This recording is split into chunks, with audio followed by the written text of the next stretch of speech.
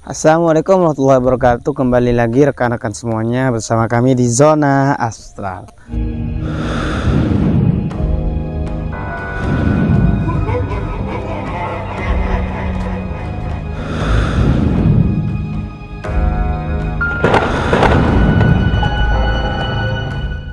Oke, pada kali ini kami berada di Desa Ranurung, di mana desa ini dahulunya itu adalah sebuah taman atau sebuah ranu ya, atau air lah, danau. Namun kenapa kok urung? Karena danaunya itu surut. Disebabkan bagaimana? Oke, begini ceritanya. Saya akan kasih videonya ketika siang hari, indah banget gitu kan. Dan ini ketika malam hari ini bisa dilihat. Ini air ya, baru saja surut karena kemarin-kemarinnya masih danau. Ini sekarang surut lagi.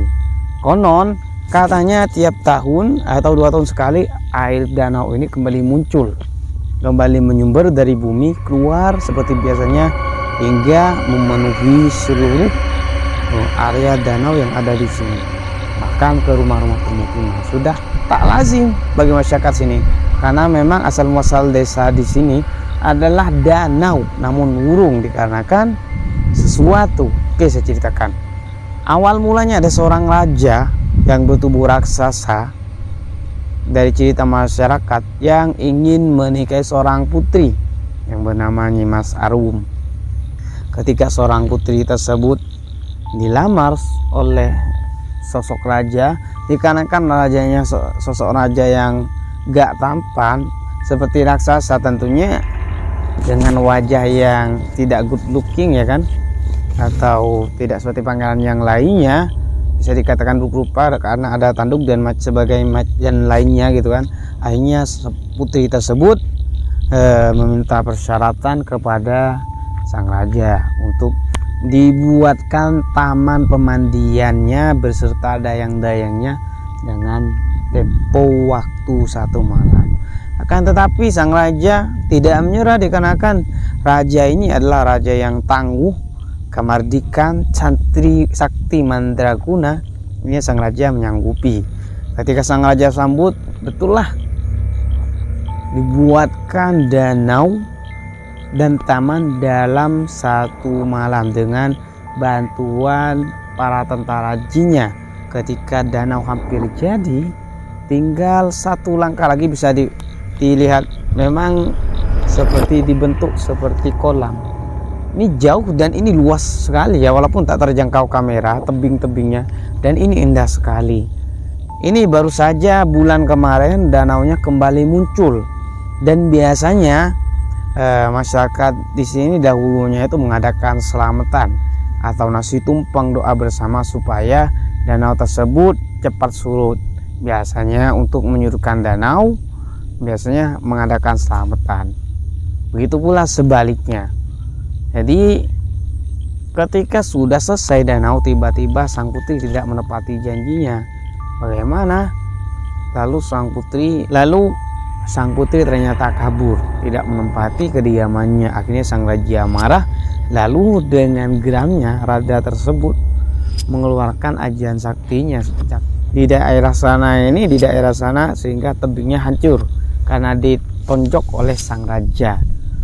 Konon katanya ketika sang raja menonjok, maka 1 tangan berubah menjadi 1000 tangan dikarenakan bala tentara jin yang mendampingi si raja. Katanya sekali tangan raja menggali, maka satu galian tangan raja itu maka langsung membentuk tebing, saking dari saktinya raja itu gitu kan. Ini cerita masyarakat, walaupun sebenarnya saya agak paham juga ya, Allah alam.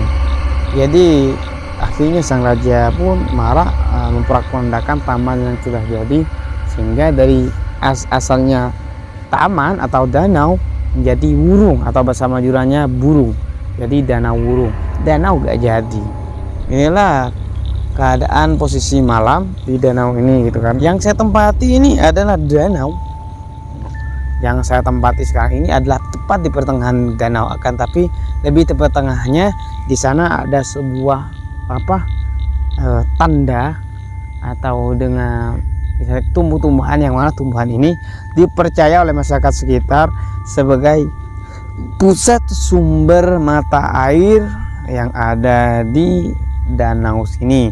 Ketika di pohon tersebut muncul air, maka warga sekitar pun siap-siap untuk membuat rakit atau sampan, dikarenakan pasti danau akan muncul beberapa saat setelah munculnya air tersebut.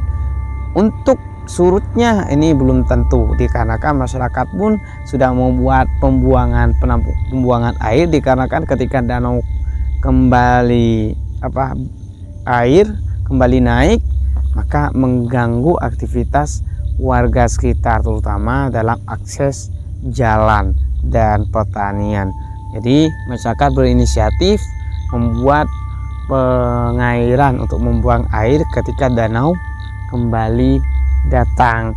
Akan tetapi hal itu tidak cukup, dikarenakan hal yang berada di tempat ini tak bisa dilepaskan dengan cerita mistis yang berawal dari kisah raja tadi, sehingga sang raja pun gagal menikah dengan sang wanita. Konon katanya sang raja mengatakan danau ini akan muncul suatu saat dan akan surut suatu saat. Tak ada yang bisa mengatur, tak ada yang bisa mencegah, tak ada yang bisa menginisiatifkan jalan untuk mencegah danau ini muncul atau danau ini surut. Tidak ada sebenarnya, karena memang sudah sesuai dari cerita awal adanya desa di sini.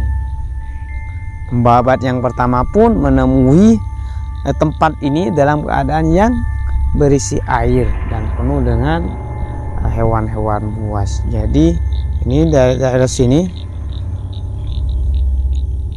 ini sudah danau semua, namun sekarang danaunya sudah beberapa hari ini surut kembali, sehingga banyak orang-orang bisa diperhatikan, orang-orang mancing di sekitar sana dengan mudah menangkap ikan yang ada di danau sini.